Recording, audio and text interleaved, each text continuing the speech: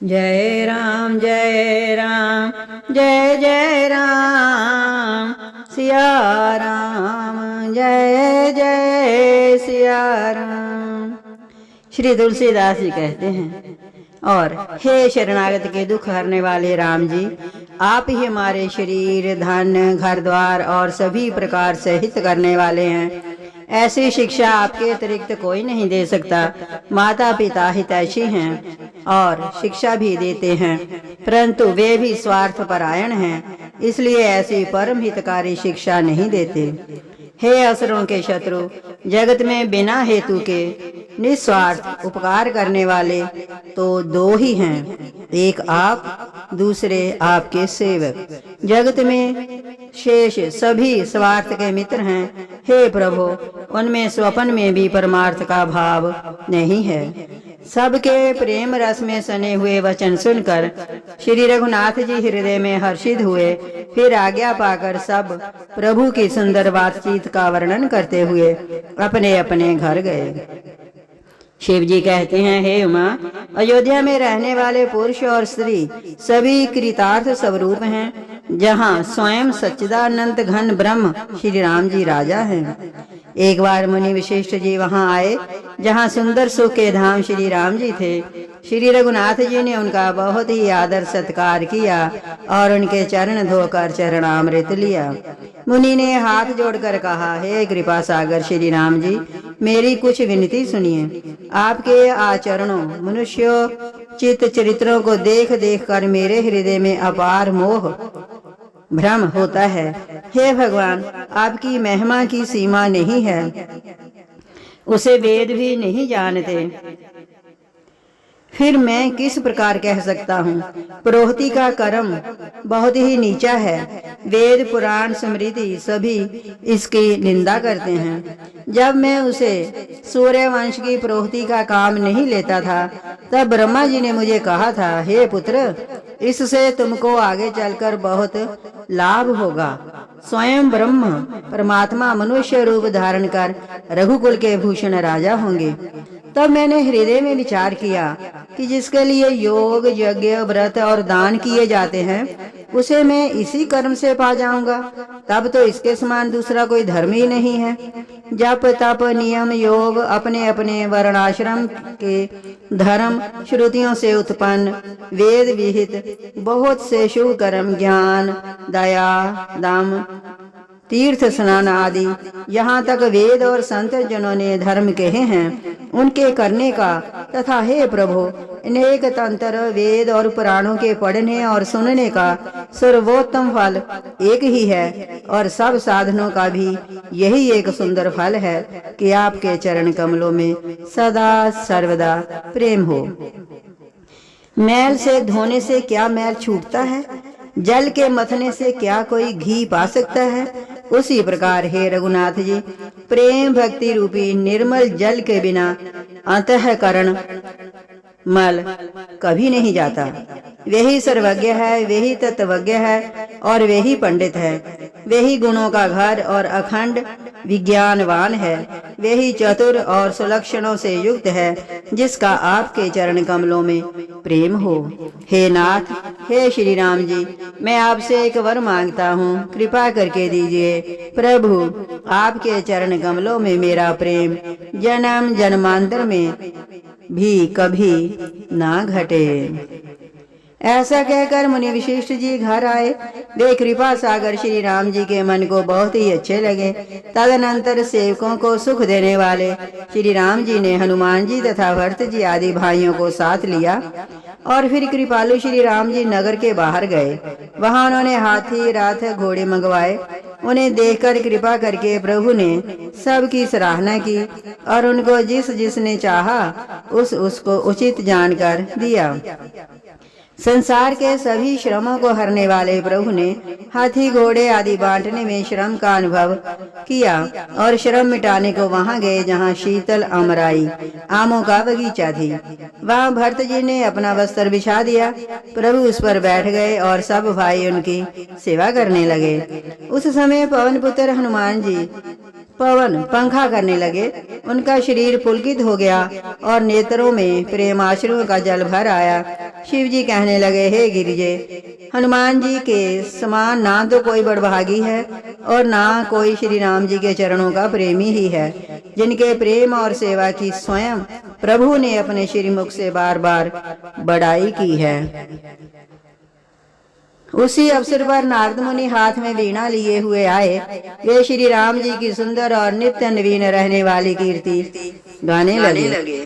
कृपा पूर्वक देख लेने मात्र से शोक के छुड़ाने वाले हे कमल नयन, मेरी ओर देखिए, मुझ पर भी कृपा दृष्टि कीजिए। हे हरि, आप नील कमल के समान श्याम वर्ण और कामदेव के शत्रु महादेव जी के हृदय कमल के मकरंद प्रेम रस के पान करने वाले भ्रमर हैं। आप राक्षसों की सेना के बल को तोड़ने वाले हैं, मुनियों और संत जनों को आनंद देने वाले और पापों के नाश करने वाले हैं। ब्राह्मण रूपी खेती के लिए आप नए मेघ समूह हैं और शरणहीनों को शरण देने वाले तथा दीन जनों को अपने आश्रय में ग्रहण करने वाले हैं।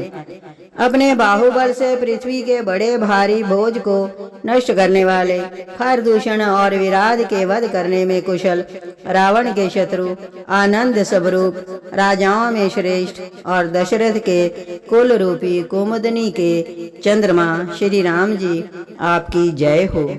आपका सुंदर यश पुराणों, वेदों में और तंत्र आदि शास्त्रों में प्रकट है। देवता, मुनि और संतों के समुदाय उसे गाते हैं। आप करुणा करने वाले और झूठे मद का नाश करने वाले, सब प्रकार से कुशल श्री अयोध्या जी के भूषण ही हैं। आपका नाम कलयुग के पापों को मत डालने वाला और ममता को मारने वाला है। हे तुलसीदास के प्रभु, शरणागत की रक्षा कीजिए।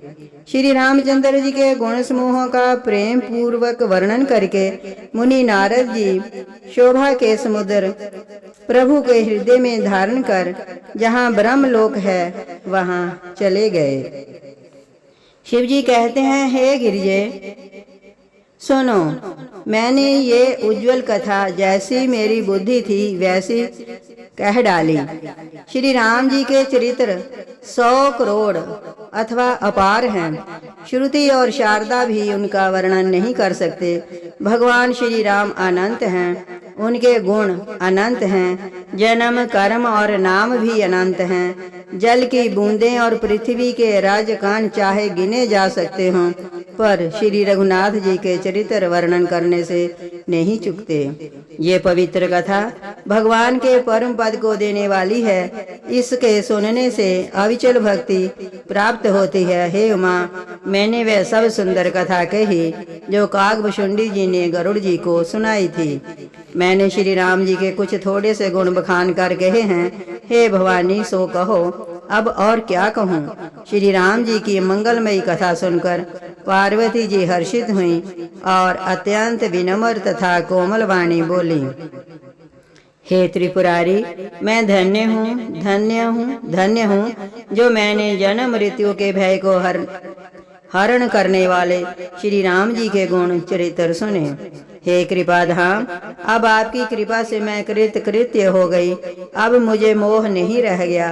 हे प्रभु, मैं सच्चिदानंद घन प्रभु श्री राम जी के प्रताप को जान गई। हे नाथ, आपका मुख रूपी चंद्रमा श्री रघुवीर की कथा रूपी अमृत बरसाता है। हे मति धीर, मेरा मन कर्ण पुटों से उसे पीकर तृप्त नहीं होता। श्री राम जी के चरित्र सुनते सुनते जो तृप्त हो जाते हैं, बस कर देते हैं, उन्होंने तो उसका विशेष रस जाना ही नहीं। जो जीवन मुक्त महामुनि हैं, वे भी भगवान के गुण निरंतर सुनते रहते हैं। जो संसार रूपी सागर का पार पाना चाहता है, उसके लिए तो श्री राम जी की कथा दृढ़ नौका के समान है। श्री हरि के गुण समूह तो विषयी लोगों के लिए भी कानों को सुख देने वाले और मन को आनंद देने वाले हैं। जगत में कान वाला ऐसा कौन है जिसे श्री रघुनाथ जी के चरित्र ना सुहाते हों। जिन्हें श्री रघुनाथ जी की कथा नहीं सुहाती, वे मूर्ख जीव तो अपनी आत्मा की हत्या करने वाले हैं। हे नाथ, आपने श्री रामचरितमानस का गान किया, उसे सुनकर मैंने अपार सुख पाया। आपने जो ये कहा कि सुंदर कथा काकभुशुंडी जी ने गरुड़ जी से कही थी, सो कौवे का शरीर पाकर भी काकभुशुंडी वैराग्य, ज्ञान और विज्ञान में दृढ़ हैं। उनका श्री राम जी के चरणों में अत्यंत प्रेम है और उन्हें श्री रघुनाथ जी की भक्ति भी प्राप्त है। इस बात का मुझे परम संदेह हो रहा है। हे त्रिपुरारी सुनिए, हजारों मनुष्यों में कोई एक धर्म के व्रत का धारण करने वाला होता है और करोड़ों धर्मात्माओं में कोई एक विषय से विमुख और वैराग्य परायण होता है।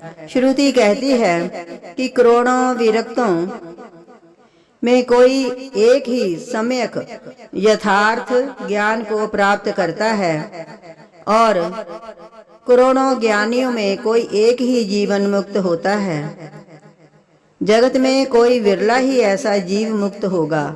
हजारों जीवन मुक्तों में भी सब सुखों की खान ब्रह्म में लीन विज्ञानवान पुरुष और भी दुर्लभ हैं। धर्मात्मा, वैराग्यवान, ज्ञानी, जीवन मुक्त और ब्रह्मलीन, इन सब में भी देवाधिदेव महादेव जी वह प्राणी अत्यंत दुर्लभ है जो मद और माया से रहित होकर श्री राम जी की भक्ति के परायण हो। हे विश्वनाथ, ऐसी दुर्लभ हरिभक्ति को कौआ कैसे पा गया, मुझे समझाकर कहिए। हे नाथ, कहिए, ऐसे श्री राम परायण, ज्ञान निरत, गुण धाम और धीर बुद्धि भुशुंडी जी ने कौए का शरीर किस कारण पाया? हे कृपालु, बताइए, उस कौए ने प्रभु का ये पवित्र और सुंदर चरित्र कहाँ पाया? और हे कामदेव के शत्रु, ये भी बताइए, आपने इसे किस प्रकार सुना? मुझे बड़ा भारी कौतूहल हो रहा है। गरुड़ जी तो महान ज्ञानी, सद्गुणों की राशि, श्री हरि के सेवक और अनेक उनके अत्यंत निकट रहने वाले उनके वाहन ही हैं। उन्होंने मुनियों के समूह को छोड़कर कौए से जाकर हरि कथा किस कारण सुनी? जय राम जय राम, जय जय राम, सिया राम, जय जय सिया राम।